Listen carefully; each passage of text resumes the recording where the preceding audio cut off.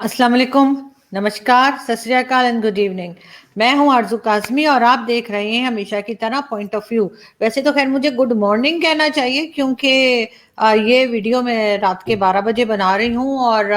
सुबह 9-10 बजे या 11 बजे लगा दूंगी तो फिर मुझे गुड मॉर्निंग कहना चाहिए, लेकिन बस आदत पड़ी हुई गुड इवनिंग की, तो इसलिए मैं गुड इवनिंग कर रही हूँ। और अभी क्योंकि वैसे तो आपको पता ही कि जो जर्नलिस्ट होते हैं वो रात को देर तक जाग रहे होते हैं, सुबह देर तक सो रहे होते हैं, तो इसलिए वीडियो इतनी लेट बन रही है और कुछ थोड़ी बहुत मैं न्यूज़ जमा कर रही थी तो इसलिए भी मुझे टाइम लग गया। लेकिन एनीवे आज के लिए तो आपके पास वीडियोस थी ही। ये तो मैं कल संडे जो है उसके लिए बना रही हूँ। और आप सब जानते ही हैं कि 5 रोजे रह गए हैं सिर्फ। और आज सैटरडे यानी जब था तो 25th रमजान था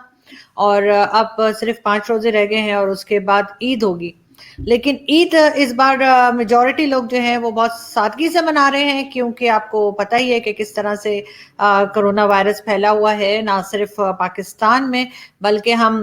भारत में भी जो हाल देखते हैं और जिस तरह की न्यूज़ आती हैं और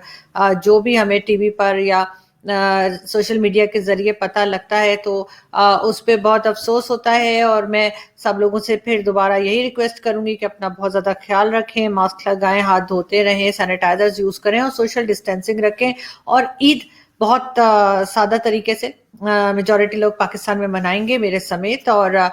उसकी जाहिर है रीज़न यही है कि किस तरह से जो है ये दोनों कंट्रीज में, चाहे पाकिस्तान हो या भारत, कोरोना वायरस जो फैल रहा है तो वो देखकर किसी का भी दिल नहीं कर रहा कि वो बड़ा कोई जैसे जैसे पहले ईद होती थी उस तरह की हो। ना तो लोग आए जाएंगे घरों में और ना ही कोई इस तरह का कोई फेस्टिवल होगा, ना कोई बाहर घूमने फिरने के लिए भी मुकम्मल लॉकडाउन है। पाकिस्तान में गवर्नमेंट ने जो है वो 8 से लेकर और 15 तक, सॉरी 16 तक कंप्लीट लॉकडाउन किया है, तो इसलिए लोग बाहर भी नहीं निकल सकेंगे। तो अच्छी बात है, घर में बैठे और हिफाजत से रहें। इससे पहले हम आगे बढ़ें, सबसे पहले मैं रिक्वेस्ट करूंगी सबसे हाथ जोड़ के, जैसे मैं हमेशा करती हूँ, कि प्लीज हमारे चैनल को सब्सक्राइब करना ना भूलिएगा। अब हम आगे बढ़ते हैं और हम बात करते हैं आपसे कि जी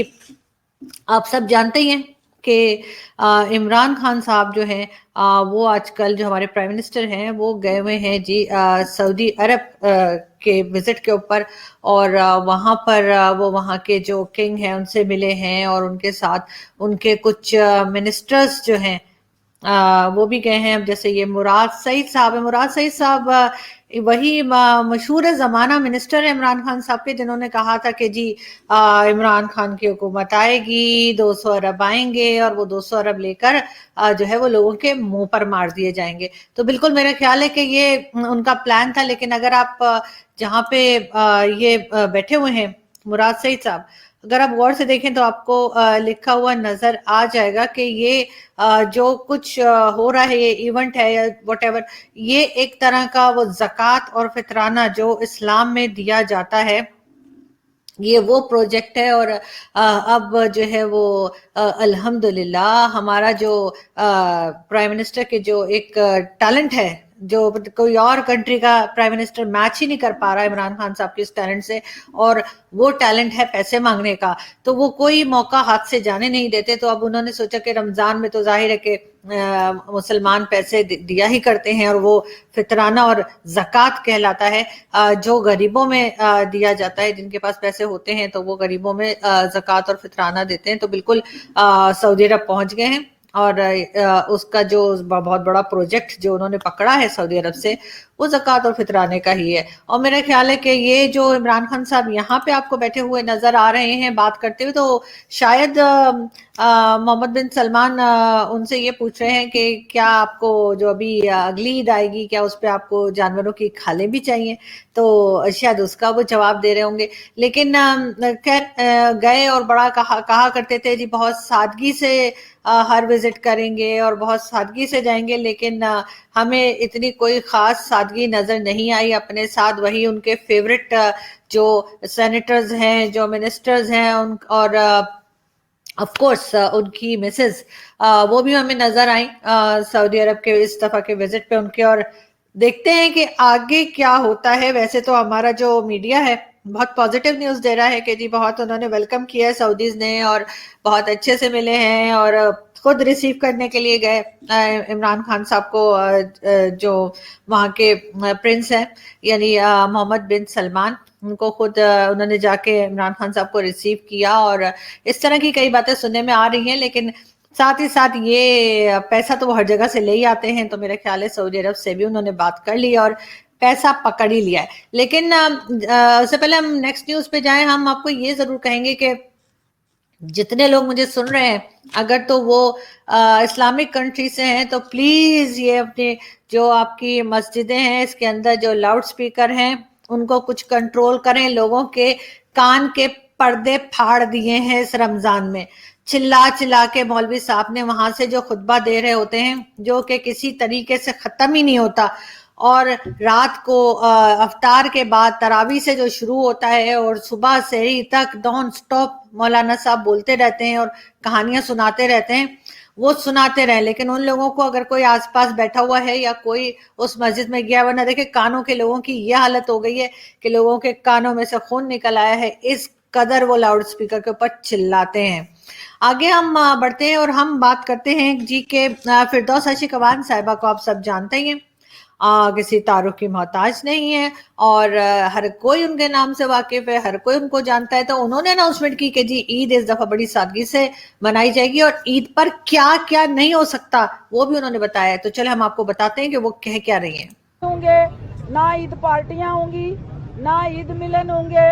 نہ روایتی عید کے جپیاں اور پپیاں ہوں گی. میڈم چینی کے حوالے سے بہت بات ہوتی ہے، چینی کی قیمتوں کے حوالے سے. تو آپ نے دیکھا کہ عید بہت سادگی سے ہوگی اور عید پہ کوئی جپیاں اور پپیاں نہیں ہوں گی، یہ بات بتا رہی ہیں فردوس عاشق اقوان صاحبہ. اور یہ بڑا ایک امپورٹنٹ ایشو ہے، لیکن ساتھ ہی ہم یہ بھی دیکھتے ہیں کہ بالکل ان کے اس بات کے آپ جو چاہے مطلب نکالیں، لیکن ان کا میرے خیال ہے یہ مطلب تھا کہ وہ جو عید پہ گلے وغیرہ ملتے ہیں تو وہ سارا کچھ نہیں ہوگا. تو وہ جپیاں اور پپیاں جو ہیں وہ اس دفعہ عید پہ کہیں نہیں ہوں گی. تو آئی ہوپ کہ جو بھارت میں ہمارے مسلمان رہتے ہیں وہ بھی احتیاط کریں گے اور اس طرح سے جپیاں پپیاں نہیں کریں گے. اور ساتھ ہی آپ لوگ تو ایک عجیب سی حرکت کرتے ہیں جو پاکستان میں کبھی نہیں دیکھی، کہ مین روڈ کے اوپر آپ نماز پڑھنا شروع کر دیتے ہیں اور سارا ٹریفک جام ہوتا ہے. میں نے کئی بار اس طرح کی ویڈیوز دیکھی ہیں اور میں سوچ رہی تھی کہ کوئی وہاں سے ہمیں انڈیا سے جب کوئی جوائن کرے گا، کوئی بھی جو مسلمان ہوں گے ان سے میں پوچھوں گی کہ اس طرح سے کیوں ہوتا ہے اور کیا واقعی میں ہوتا ہے یا وہ ویڈیوز ایسے ہی کسی نے لگا دی ہیں. تو یہ خیر ہم ان سے پوچھیں گے. باقی شہباز شریف صاحب جو ہیں، جو نواز شریف صاحب کے بھائی ہیں، ان کو آج ایئرپورٹ پہ روک دیا گیا. وہ لندن جانا چاہ رہے تھے اور ان سے کہا گیا کہ جی آپ کا نام جو ہے وہ ای سی ایل میں سے نہیں نکالا گیا ہے، جبکہ جو عدالت ہے جہاں پہ ان کا کیس چل رہا تھا جس کورٹ میں، انہوں نے اسلام آباد ہائی کورٹ نے ان کو پرمیشن دی تھی کہ وہ باہر جا سکتے ہیں، لیکن ای سی ایل سے ان کا نام نہیں نکالا گیا. جبکہ عمران خان صاحب کے دوست زلفی بخاری، جن کا ابھی تک کچھ پتہ نہیں کہ وہ کیا بزنس کرتے ہیں، کہاں کا بزنس کرتے ہیں اور ہیں کون، تو ان کا نام جب ای سی ایل میں تھا تو وہ صرف اور صرف 3 گھنٹے کے اندر ان کا نام نکلوا دیا گیا تھا وہاں سے اور آرام سے وہ چلے گئے تھے. لیکن خیر عمران خان صاحب کی آپ کو پتہ ہے ان کی جو منسٹرز ہیں ان کی بھی اسٹیٹمنٹ کچھ اور ہوتی ہیں، ان کی اپنی بھی کچھ اور ہوتی ہیں. تو آئیے ایک چھوٹی سی اسٹیٹمنٹ ان کے ایک اور منسٹر جو بڑے فیوریٹ ہیں ہم سب کے، فواد چودھری صاحب، کون ان کو نہیں جانتا. تو وہ بھی ایک طرح کے، وہ میں ان کو کہتی ہوں آلو نا، جب کچھ نہ ملے تو گھر میں ہوتا ہے نا کچھ نہیں ہے تو آلو پکا دو، تو وہ ہر سبزی کے ساتھ ہر چیز کے ساتھ سیٹ ہو جاتا ہے. تو بالکل فواد چودھری صاحب بھی کچھ اسی طرح سے ہیں. وہ تقریباً ہر پولیٹیکل پارٹی کے ساتھ رہ چکے ہیں، جو پارٹی بھی پاور میں آتی ہے اس کے ساتھ 2 لوگ ضرور ہوتے ہیں، شیخ رشید صاحب اور دوسرے فواد چودھری صاحب. تو دیکھتے ہیں کہ فواد چودھری صاحب کیا بات کر رہے ہیں. فواد چودھری نے ایک اور اہم اعلان بھی کیا، وزیر اعظم سمیت تمام عہدیدار قومی ایئر لائن کی کلب کلاس میں سفر کریں گے. جو خصوصی جہاز وزیر اعظم صاحب کا ہے وہ استعمال نہیں کیا جائے گا فورن وزٹس کے لیے، اور اس کے بجائے نہ صرف یہ کہ وہ جہاز استعمال نہیں کیا جائے گا بلکہ وزیر اعظم صاحب نے اپنا جو ان کا پریروگیٹو تھا فرسٹ کلاس میں سفر کرنے کا وہ بھی ختم کر دیا ہے، اور اب وزیر اعظم جو ہیں وہ کلب کلاس میں سفر کرنے کے مجاز ہوں گے.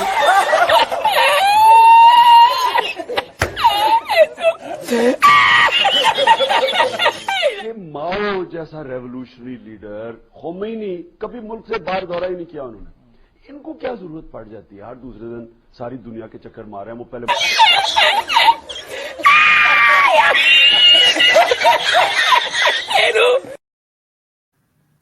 جی تو آپ نے دیکھا کہ فواد چودھری صاحب کیا بات کر رہے تھے اور عمران خان صاحب خود کیا بات کر رہے تھے کہ پتہ نہیں کیا ضرورت پڑ جاتی ہے ساری دنیا کے چکر لگانے کی. لیکن ساتھ ہی ہم یہ بھی دیکھتے ہیں کہ جب عمران خان صاحب پاور میں نہیں آئے تھے تو اس وقت وہ کہا کرتے تھے کہ وہ جو پرائم منسٹر ہاؤس ہے اس کو یونیورسٹی بنا دیں گے اور اسی طرح کی بڑی بڑی باتیں. اور کون سا پتہ نہیں ہے جو کنٹری کا پرائم منسٹر بتاتے تھے کہ وہ سائیکل پہ جاتا ہے اپنے آفس, اور میں بھی سائیکل پہ جاؤں گا, لیکن ابھی تک ہم نے نہ وہ سائیکل دیکھی ہے اور نہ ہی وہ یونیورسٹی بنی ہے. ساتھ ہی ساتھ ہم آپ کو ایک چیز اور بتا دیں,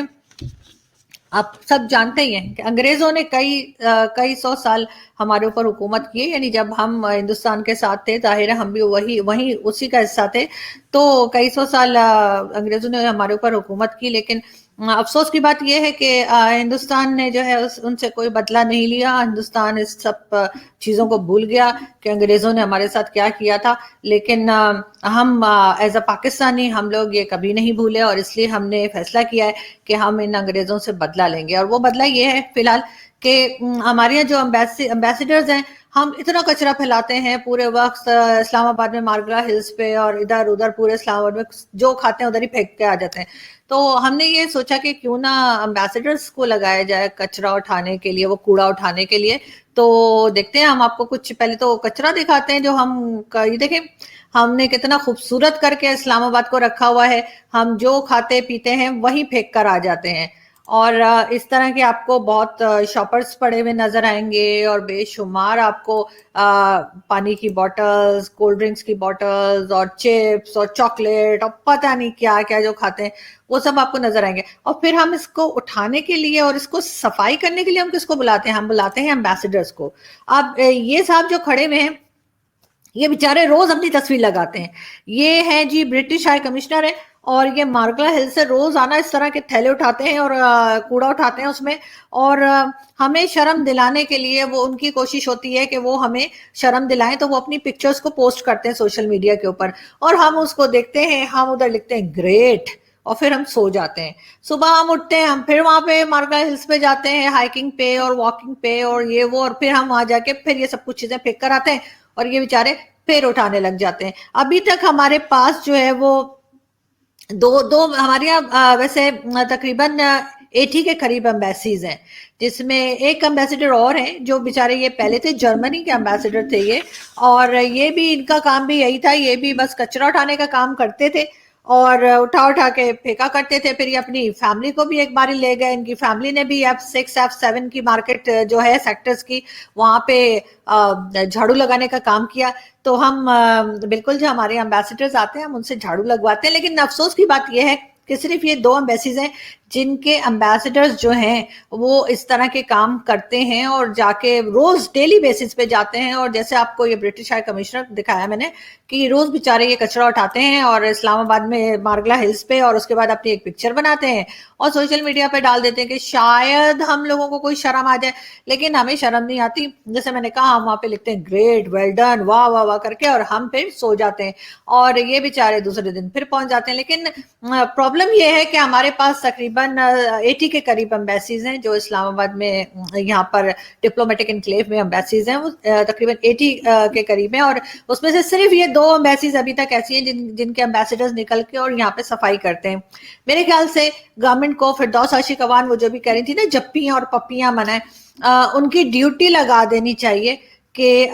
وہ جو ہیں باقی کے امبیسیڈرز کو جو ہے وہ اس کام پہ لگائیں کہ جی وہ روز صبح کو اٹھ کے نا ڈفرینٹ سیکٹرز جو اسلام آباد کے کافی سیکٹر, اسلام آباد کافی بڑھ گیا ہے. آپ کو پتہ ہے کہ وہ ملک ریاض وہ چور جو ہے اس نے بھی کئی زمینیں یہاں پہ خرید لی ہیں, اور خرید نہیں لی ہیں سوری قبضہ کر لی ہیں, اور اس کے بعد اپنا